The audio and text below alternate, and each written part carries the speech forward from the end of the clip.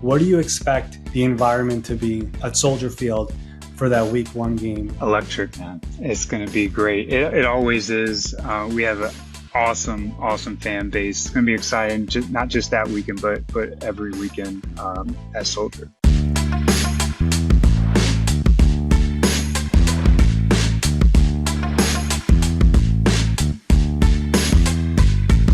All right, joining us today on NFL Spotlight, he is the assistant general manager of the Chicago Bears and has played a big role in shaping this Bears roster, which has the city of Chicago buzzing going into 2024. And I do believe he is going to be a general manager in this league eventually. It is Ian Cunningham. Ian, you are the first executive on the Spotlight show. Thanks for taking the time. I'm honored, Ari. I appreciate that, man. That's there's a lot of people out there, and you chose me, so I really appreciate that. Pretty cool. Well, yep. I mean, the reason I chose you is because, there are many people in this league who have gotten to know, and I've heard of your name for a while, but like the respect you have in this league is very real. And when I say you are going to be a future GM, I know you don't want to pat yourself in the back. I'm going to say myself, I really do believe that. And I know there are many Bears fans who probably want to hear about their team right now, but I think your journey going up the front office ladder to where you are today is a really cool one. And that's really where I want to start with when it comes to all this. So your dad, for people who don't know, was a basketball sports agent. And he also was the vice president of marketing for the 1996 Olympic Games. So how did you end up in football, not basketball, on the scouting side, not on the business side? I mean, we're talking about two different things. How did that happen for you? Yeah, well, first, Ari, thank you for the kind words. It's humbling, and again, it is an honor to be here, man. Well, for me personally, I grew up with a basketball in my hand, just like you said. My dad was a basketball agent, but even before that, he was a basketball player. He played at Rice, so he made sure to have a basketball in my crib for as long as I can remember. I was always a basketball guy. Loved basketball trading cards. Loved the '90s and late '80s, '90s, early 2000s NBA. I mean, I feel like that was the heyday, right? But it had the privilege of just meeting some basketball players because of my dad. So I like to say I stopped growing vertically and started growing more horizontally, and that's kind of when I started turning into a football guy and got my hand in the dirt. I initially started as a tight end. That was short-lived. And then we went into being an offensive lineman. But throughout all of that, I was always interested in, evaluating talent, whether it be basketball players or football players. It just, for some reason, I loved just, roster building and team construction as a young guy. Once I finally knew what a general manager did and was, I've always kind of wanted to go this route. And I'm so blessed to have had a father in the sports and entertainment business to teach me that and show me that there is a path for, those interests. So early on, I really appreciate him. I remember being in the back of his office when he was doing negotiate deals and lead meetings. I didn't have many babysitters growing up. He would just put me in the back of his office and just tell me to, sit back there and listen. You learn more by listening than you do by talking. So I like to say I learned a little bit of, my business and strategy and negotiations through my dad through osmosis. But I always enjoyed scouting. But as you know, Ari, this football business is turning more into a business, right? So it's not just about evaluation. You've got to have a business mind too. So I'm fortunate to have that background. Yeah, it is really cool. And like you mentioned, like the football front office aspect, like there are so many layers to it. We see people becoming GM from the scouting side, from the money side, the business side. And it's really important to put your hands in every aspect you could before really getting the official title as general manager. But before I even go into all of that, you mentioned you were an offensive lineman. You were an offensive lineman at Virginia. You started over 30 games over there, and you got signed by the Chiefs as a player in '08. But that's where your playing career ended. You mentioned you've always wanted to be on the personnel side and roster building and all of that. You were hired by the Ravens shortly after that Chiefs stint. How did you get your foot in the door with the Ravens, who are a top-notch organization? How did you flip from a player to personnel so quickly? Yeah. So like I mentioned, I knew I always wanted it was either going to be a general manager or color commentator. Those were the things that I was interested in. But Coach Grow, my Al Grow was my head coach at the University of Virginia. He always knew what my interests were outside of football. And once I got cut from the Kansas City Chiefs, I mean, it was like you mentioned, it was short-lived. I remember being in Kansas City. Brian Waters was all-pro offensive lineman, offensive guard. I knew my days were numbered when I saw him warming up with 3 plates on the bar, right? And I just warmed up with 185. So I knew I wasn't going to be there long. Got cut shortly after that.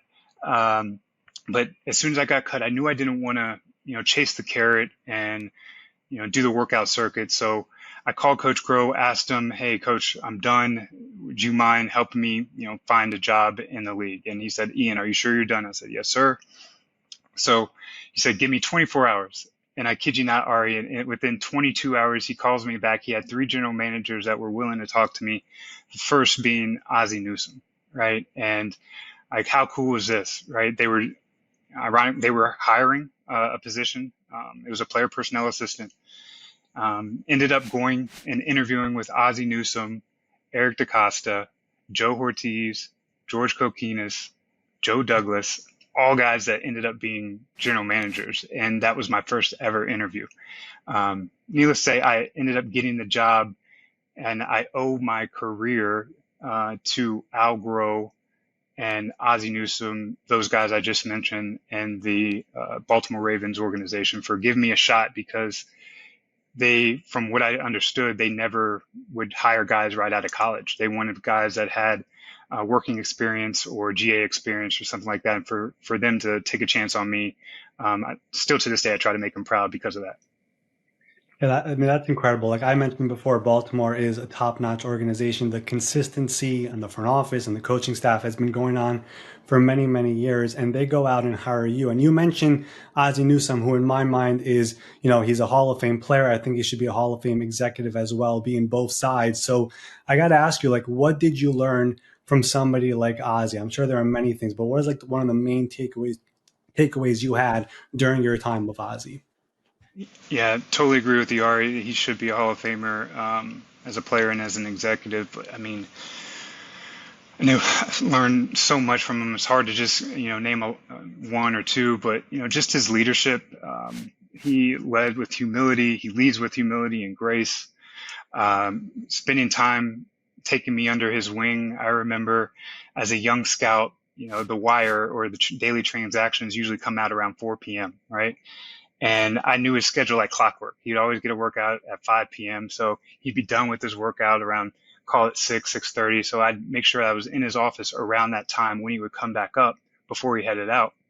And he had a board on the side on his wall, and it was broken up by AFC and NFC, and then by division.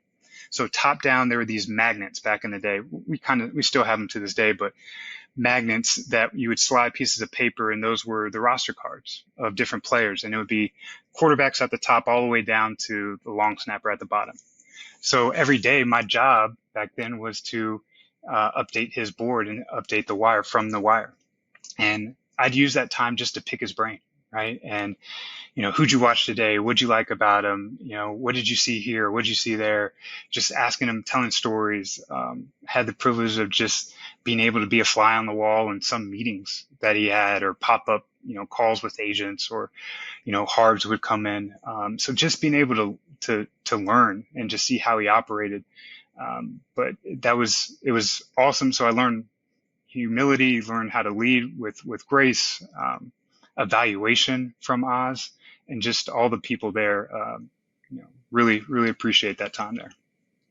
I mean, yeah, the time that Ozzy had there, I don't think there's a single person in the world who has a negative thing to say about Ozzy. And, you also mentioned, working with Eric, and Eric's story is also really cool because he's been in Baltimore for a long time. He was promised the GM job whenever Ozzy leaves. He never knew it would be that long. Other teams wanted to hire him, and he ended up staying in Baltimore and waiting for his time. So, being there with Eric as well, is there anything that you learned from Eric while he was waiting for his turn in Baltimore and both of you guys were there? Yeah, Eric is. the best report writer I've ever been around. You could close your eyes and just listen to him read his report, and you could picture the player. I guess it helps, when you have a degree from Colby College in English, like he does. So, my degree in psychology, I tell him I can read through the fluff. But no, he's awesome. Really learned a lot from him. There's another thing, just his love for his craft, and to be able to look outside of just football, for inspiration, or find correlations within other industries. Still to this day, we exchange books or movies or TV shows, just to find little things that we can pick up on that we could bring back to our guys. And I got that from Eric. He would always pour into me and us. So really appreciate him and the information and the leadership that he's provided me as well. As you could imagine, like starting off your career on the personnel side in Baltimore had to be one of the greatest blessings for you. And during your time there in Baltimore, you also won a Super Bowl there in 2012. What do you remember from that special run that year with Joe Flacco, Ray Lewis, and company, where I think many people doubted that team? They win it all. And of course, the front office putting together that roster and seeing it all happen. What was that like? I remember that pass that Flacco threw to Jacoby Jones in Denver, and that kind of set us on track. And then Ray Lewis getting hurt and saying, "This is my last ride," and coming back, it gave the team extra motivation. Personally, what I remember just from the week, my wife was 7 months pregnant with our first child, and it was in New Orleans. So needless to say, I enjoyed the week, and she just enjoyed the game. But yeah, we had a good time that week. There's nothing like feeling the confetti fall down, Ari, and they're cut in the shape of Lombardi trophies and the color of your team, and just feeling that, and just vivid memories of that. But you just touched on it, right? Our roster.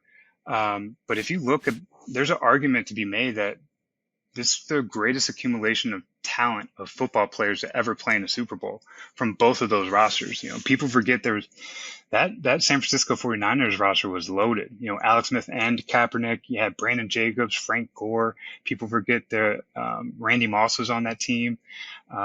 Just a lot of Hall of Famers, all pros. But it was a fun one. And it was a fun ride to be a part of. So that was your first Super Bowl. People might not know this, but you have a second Super Bowl as well. So after your 8+ years in Baltimore, Philly comes calling with a chance to move up the front office ladder, and you take a job there in 2017 as the director of college scouting. First of all, what was that phone call like for you when now other teams are catching up to your work? What was that like for you when you're able to see that happening? Humbling, special, because just this is what I've wanted to do. And I think as a young guy, you quickly want to just, I want to hurry up and get to being a GM, right? But looking back on it, I am so appreciative to have hit every single step along the way. And there's now, being the leader and being in the position I'm in, I feel like I can help everybody in every role because I've done most of everybody's job before. So that was one where getting that call from Joe and Howie in Philly to ask if I wanted to be the director of college scouting, it was an honor. It was humbling, but it also nerve wracking at the same time, just in the sense I was leaving the nest, right? I was going to go leave Baltimore to go to a different organization that I had no idea about. So, looking back on it, I'm proud of the decision I made, but it definitely was a tough one. So immediately after getting into Philadelphia, of course, that's the year where they win their first Super Bowl in franchise history. So what do you remember about that special run? Again, the two Super Bowls you've been involved with were teams that were, people were calling them out, underdogs. What do you remember about the Nick Foles, Philly beating Tom Brady? What do you remember about that special run?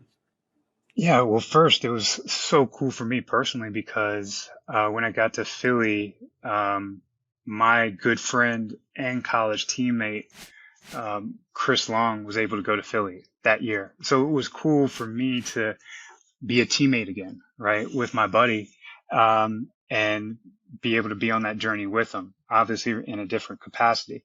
So that was fun. And then really, I feel like for us, what set us on that course to go to the Super Bowl was we spent a week in Costa Mesa, California, leading up to that LA Rams game. And we were always together, the staff, the players. We practiced at the Los Angeles Anaheim Stadium where the Angels play. Shohei Ohtani actually was coming in for a visit while we were there, Oh, wow. which was cool. Didn't get to see him, but it was still cool.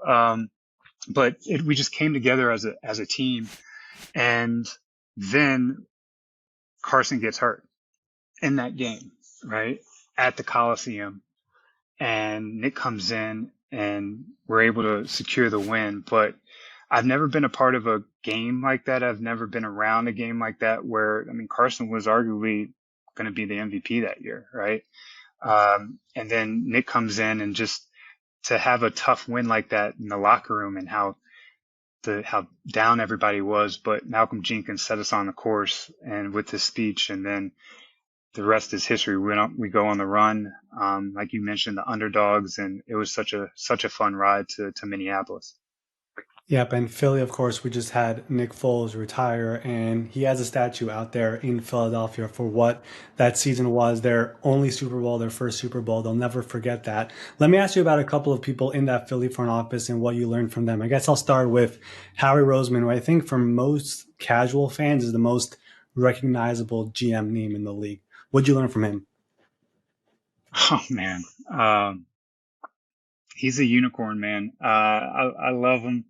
I think he's the only cap guy at least with a cap background that's a GM, but he's so much more than that, right? His ability to filter information, take a lot of information from different people, different departments, and oftentimes coming to, the right decision at the right time, right? They have a lot of resources in Philly.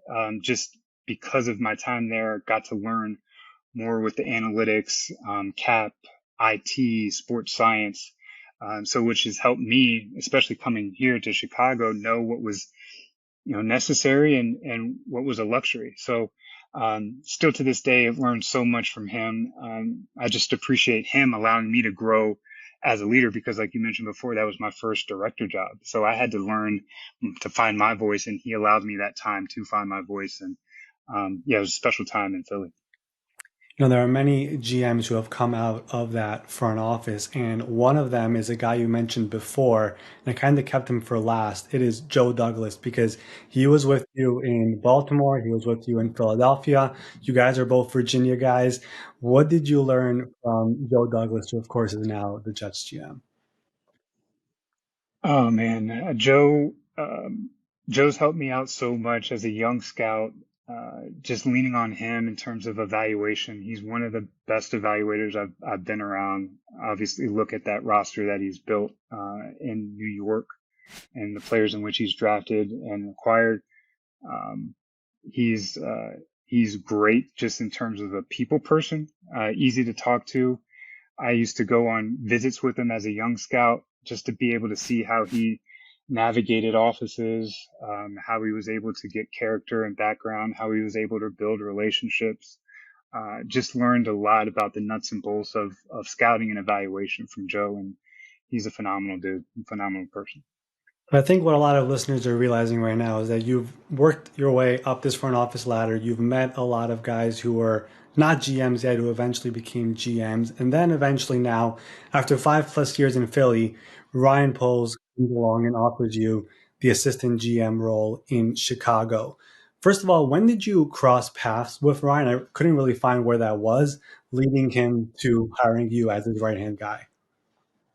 Yeah, it's weird, man. It's like we live parallel lives, right? He was from Canandaigua, New York. I'm from Dallas, Texas. He played offensive line. I played offensive line. We were the same graduating class in high school.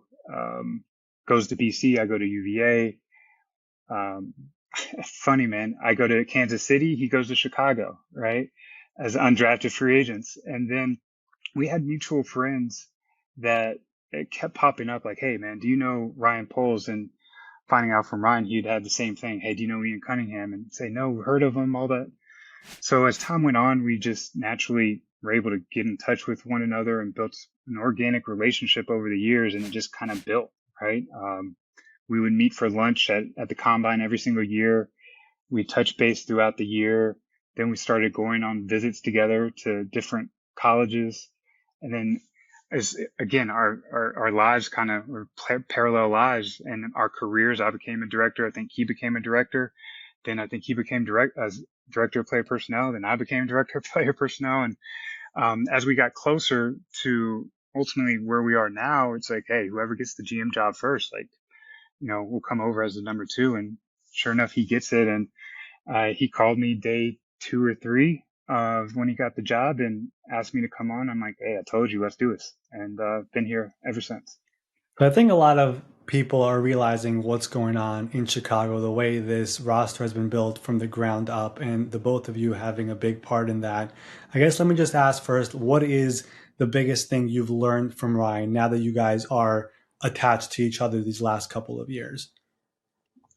Yeah. I've learned, obviously besides the fact that he's an awesome person and a great leader with no ego, just he and, quite frankly, the experience itself has taught me how to build a culture and build a roster, right? I've been a part of really good organizations where the culture's somewhat already been established, right? The roster, we've added to it when I was there.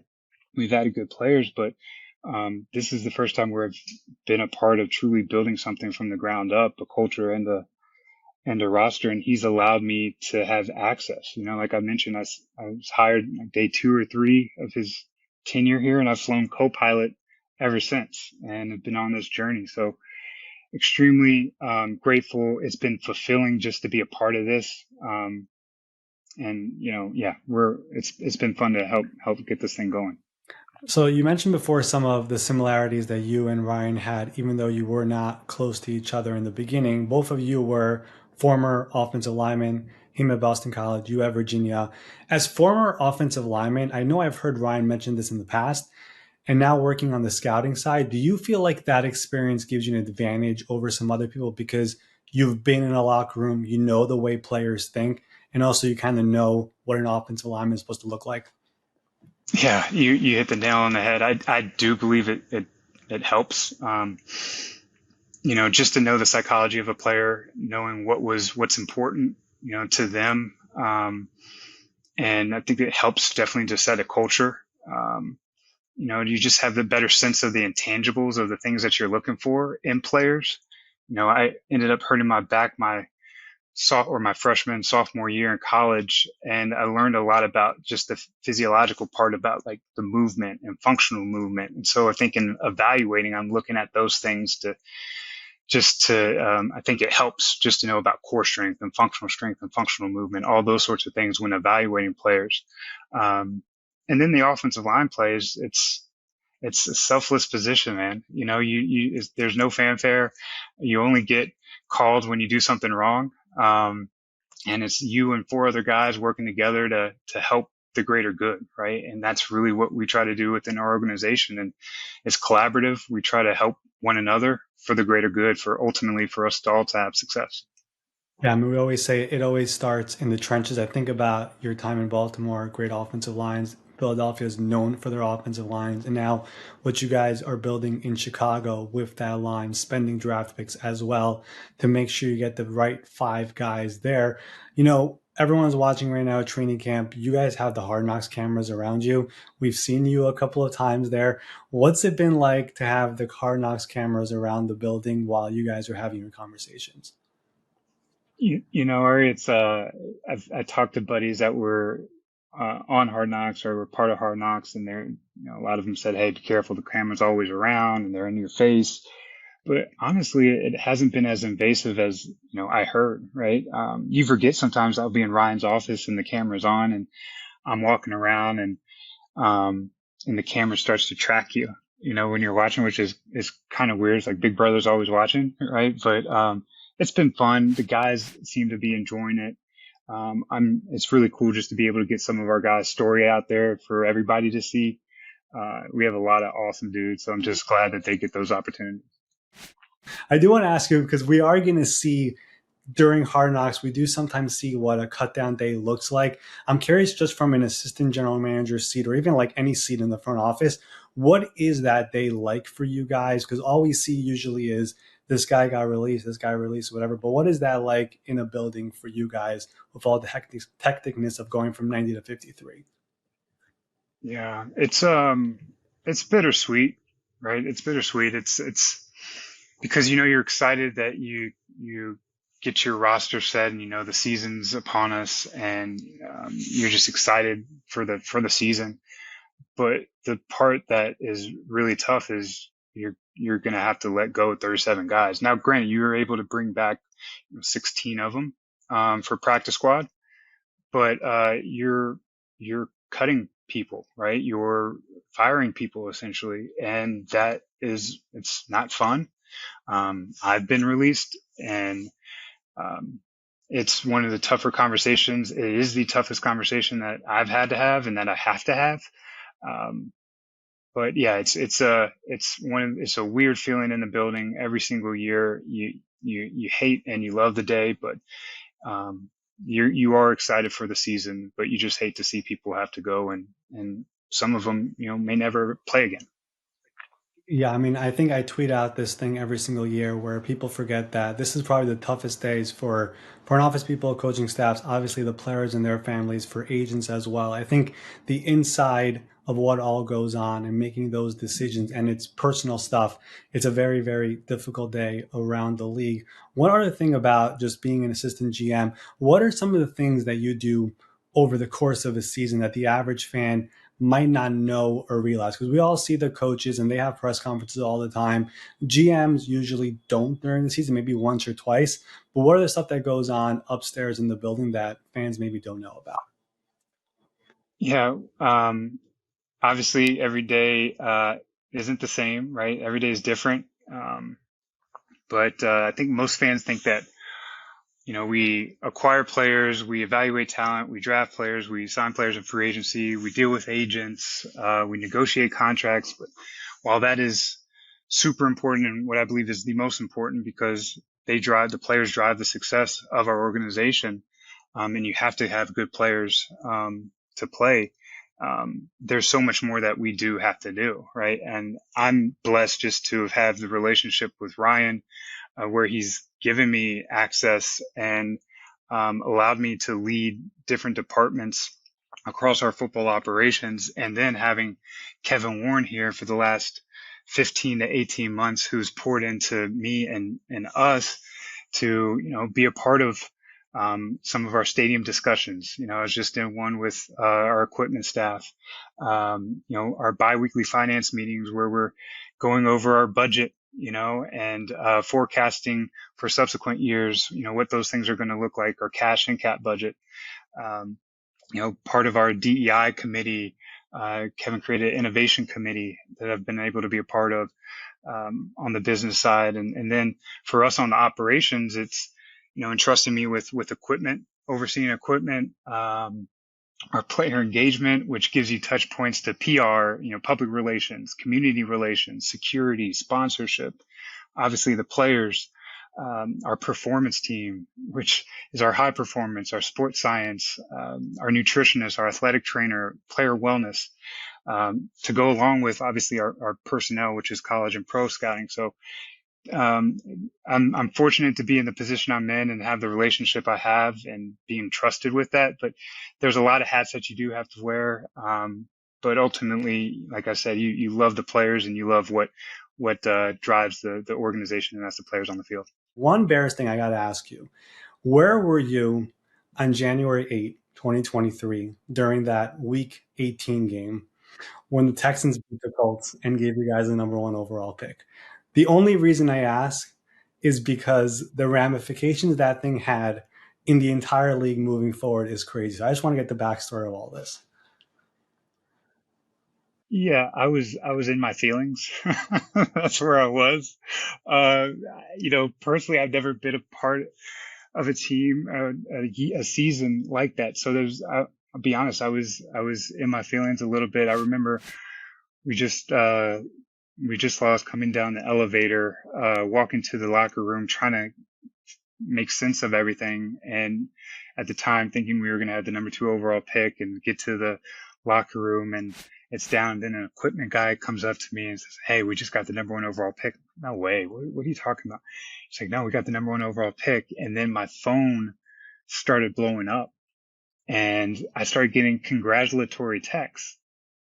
And that was the weirdest time for me, like, congratulations. And I never, still to this day, it doesn't sit well with me, because I was getting congratulated for being the worst part of the worst teams, right? But then one of my good friends, one of my mentors, sent me the text and said, you have the chance to change the trajectory of one of the most storied franchises in the NFL. And my perspective and mind shifted at that point. And what an honor that is, right? And how special is that? And who cares about me? Like, get out of your feelings. Let's go. And the rest is history. We made some of the moves we made, and here we are now. The people who don't know the ramifications of the entire trade, the Bears end up at number 1. You trade down, which became DJ Moore, next 2 first-round picks, which became Caleb Williams this year. The Texans end up at number 2, and they settled on C.J. Stroud. And the Colts, by the way, because they lost that game, ended up at number 4, which became Anthony Richardson, and we'll see what he becomes here this season. One Bears question for this season: what do you expect the environment to be at Soldier Field for that Week 1 game versus the Titans as this new era of Bears football starts? Electric, man. It's going to be great. It always is. We have an awesome fan base. I've been so fortunate just to be a part of 3 organizations with incredible fans. The Bears are passionate, especially at home.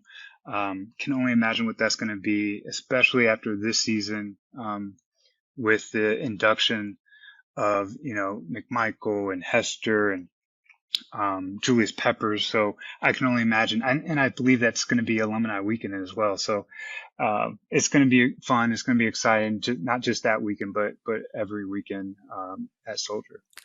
The first episode of Hard Knocks was the most viewed Hard Knocks in history, if you want to know how excited Bears fans right now are for this upcoming season. All right, last thing here. I ask this question to every guest who comes on. This is the NFL Spotlight Show. We put a spotlight on people who deserve the recognition: player, coach, executive, whoever you want. Who do you think should be in this seat in the future? Oh, man. See, this one, I've got a lot of buddies on the personnel side that if they listen to this and I didn't mention them, they'd be upset with me for not mentioning them. So I'll stay away from that. I love them all. I'll say a player, and I'm biased, but TJ Edwards, our linebacker here. He doesn't get enough credit for what he's been able to do throughout his career, from being an undrafted free agent out of Wisconsin, over 300 career tackles. I want to say 10 career interceptions, goes undrafted just because he didn't test well, but some of the best instincts I've seen, I've evaluated, and then goes to Philly and carves out a career in Philly, working his way up from special teams to starting linebacker in the Super Bowl. And then how cool is this, Ari? Gets to come to his hometown team in free agency and is now the starting linebacker for the Chicago Bears. Doesn't get enough credit, needs to get more love. As good of a player as he is, he's an even better person. But yeah, definitely TJ Edwards. All right, Ian, we've had 4 guests so far on this show. You are the second person to say TJ Edwards, just so you know. Bobby Okereke, the Giants linebacker, came out and said TJ Edwards as well. We're going to have to make that happen now. So when 2 people come out and players, no players, Ari. There you go. Players, no players. There you go. I love it. I mean, it's going to have to happen now. We're going to get TJ on the show for sure. I love it. That is an amazing pick. Awesome. I totally understand why not going on the personnel side, but as a player, TJ, I love that pick, and we are going to make it happen. Ian, I want to thank you for taking the time, sharing your journey. I think it's easy to see why so many people in the league talk so highly about you, people get to see this interview and see all the people you've been with, all the hats you've been around, and it's very easy to see why many people respect you. Best of luck this season with the Bears, and continued success. Thank you so much, Ari. See you soon. Special thanks to Bears assistant GM Ian Cunningham for joining us here on the show this week, the first executive to be here on the NFL Spotlight Show. And I do believe this is somebody who will be a GM in this league. Like we talked about, I mean, he is somebody who has really gone up the front office ladder the right way. He has been involved in many different aspects of a front office, many aspects that fans don't realize that executives even are involved with, but he has done a lot of it, and he is somebody who will be a GM